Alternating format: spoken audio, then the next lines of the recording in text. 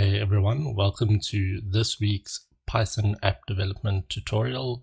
This is part 4 of the tutorial series where we are building a mobile application using Python's library called kivy. Before we get started here, I just want to say if you haven't subscribed to the channel yet, please do so now and hit the notification bell so that you don't miss any tutorials in future. So basically what we need to do in this tutorial is we need to start building up a few of our additional screens which we need for our application. So one of these are going to be the task screen, which will list some of our tasks, and then the other will be a add task screen which will have a form which will allow us to add some tasks to our screen. So to do this we need to create basically two screen widgets, and one is going to be a task screen and another is going to be the add task screen. So let's start with the easiest one, which is the add task screen. So you'll go over to your kivy language section and we'll create a new widget called add task screen, and that will be a colon over here, and we'll start off with a box layout.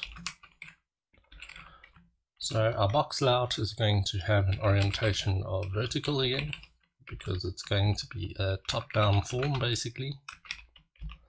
We'll add the usual padding and spacing in, make it 10 padding and 10 spacing. Then we'll create a grid layout which will just lay out our form a little nicer, and that'll have 3 rows and 1 column. So 3 rows and 1 column. Inside of that, we'll also just create some padding of 10 and spacing of 10, like that. In a row default height, which I prefer to use, is always 30, just to start off with, and we'll make that 30. And now we just need to create some fields. So we'll use MD text field. We'll have a hint text of task name, task name, like so, and then we just need to give it an ID so that we can read it at some stage. I'll just call this task name to keep it really simple. Then we'll have a MD button, rectangle flat button, like so, and we'll just have the text of add task,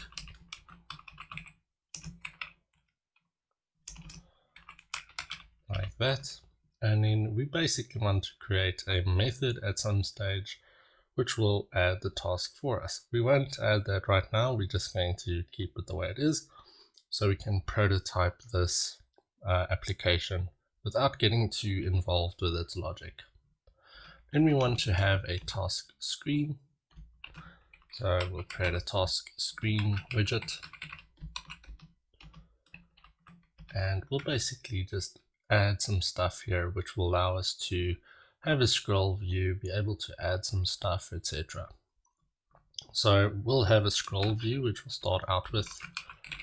So this allows us to actually just be able to scroll through our application as we go along. And I'll just make a MD list, so that'll have our list of tasks, and we'll just make an ID of task list. And then basically we need a button to be able to add tasks.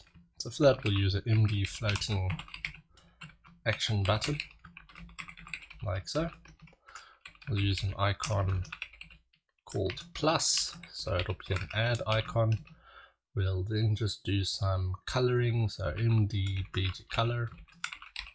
We'll just use the default color, so we'll do app.theme CLS primary color, like this.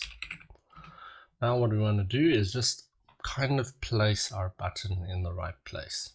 So we can use the X and Y coordinates, and I'm going to take the root, so I'm going to take the width of our screen, I'm going to subtract the width of the button, and then I'm going to just subtract a further dp of 10. Then for the Y, we're just going to put it as a dp of 10. So basically from the bottom to the top, it's going to be 10 units of dps. Then we want to on press, but we're not going to do that yet. We're just going to keep it simple. So what we'll do is we'll, instead of when we log in, go to the fail screen, we're going to rather go to the add task screen just to see what it looks like. But for now, we just need to add these classes. So to add these classes, we're just going to do the same thing as what we did here. So we're going to create this, and we're going to just grab task screen like so. And then we're going to do the same for our other screen, like so. So now what we'll do is we'll just grab this here, and then we've basically instantiated our screens. We now need to go and add them as widgets. So we'll just grab this and we'll paste this twice, and then we'll grab task screen over here and paste it, and add task screen over here and paste it. So we'll just do task screen as our name and add task screen as our name over here.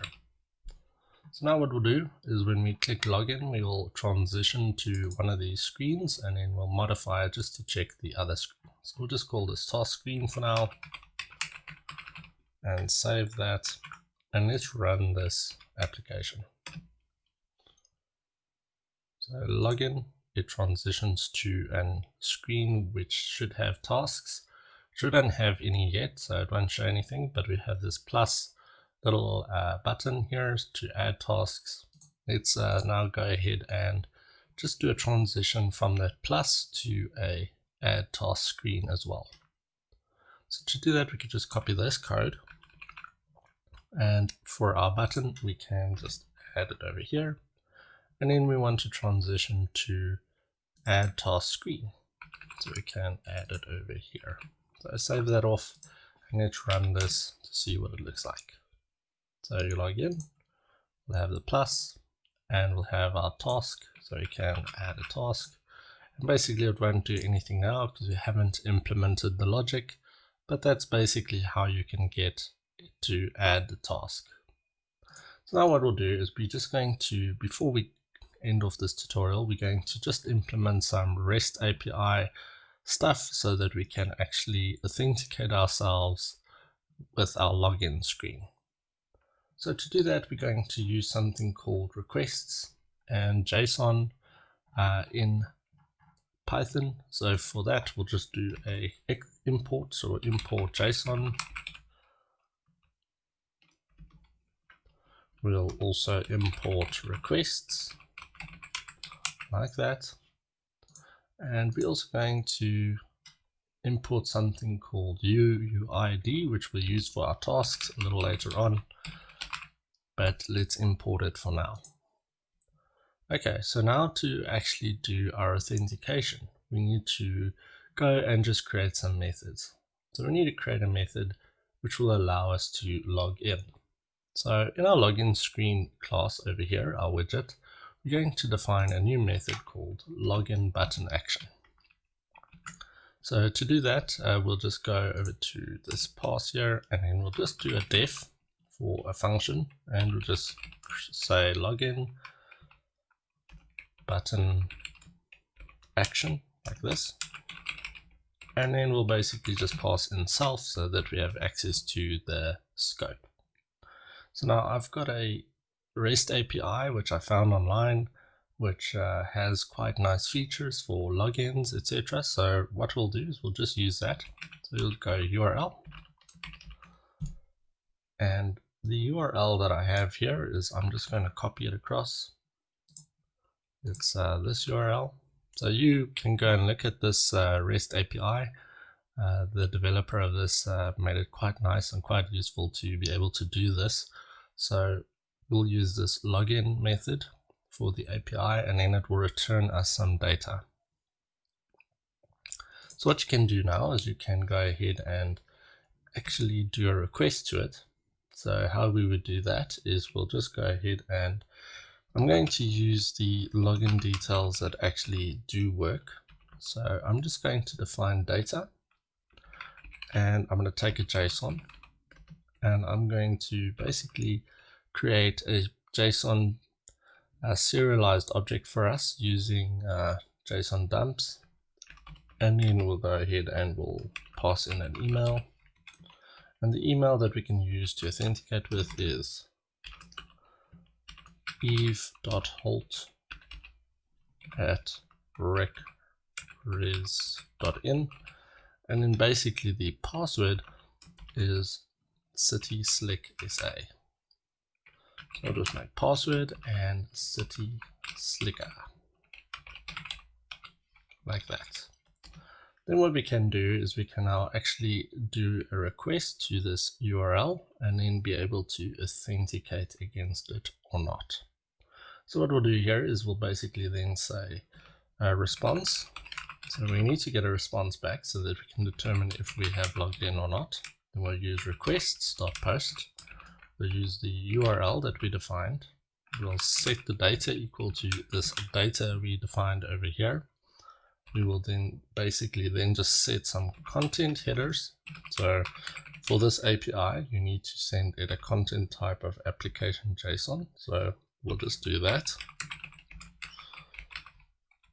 So you basically just put a colon and then you'll just put the request content type like that. Now that will give us some data we can play with. So what I'm going to do is I'm going to define a variable called user data. And I'm just going to load whatever response we got back. So simply response.text from this request, and then we'll be able to use that to make some decisions. So one of the decisions we want to do is if the user data .get and there is a token, then we are basically authenticated. So what we want to do is we want to then take our screen manager and we want to set our current screen equal to our task list. So we'll go back down here. So we'll go to task screen and we'll set it to task screen. Then basically, if we are not authenticated, which is the else, we want to go to the failed login. So we'll do the self.manager current equal to failed login. So grab this over here and we'll just paste it in here. So now to show you how this actually works is we need to actually connect it up to our login screen button. So to do that, we'll go all the way up here. And we've got our login screen, but here we had an on press just to go to task screen. We're not going to do that anymore. We're going to now rather do root dot that method we defined. So we just grab this and we'll paste it in there and just save that off. So now we can actually test this without having to actually input any of the email addresses or whatever. So log in and you'll see that there's a bit of an error. So login screen object has no attribute login button action. So let's just have a look at why that is. So login button action. Okay, we actually put this under the wrong screen, so we need to move this to the login screen. So put it in here, just paste it in, and just make sure your indentation is right. Okay, so let's run this again, and let's try login. So you'll see we are logged in. If we go and change the credentials we use, so let's make this Eve1, so that it's a failed credential, and we run this, and we do login again.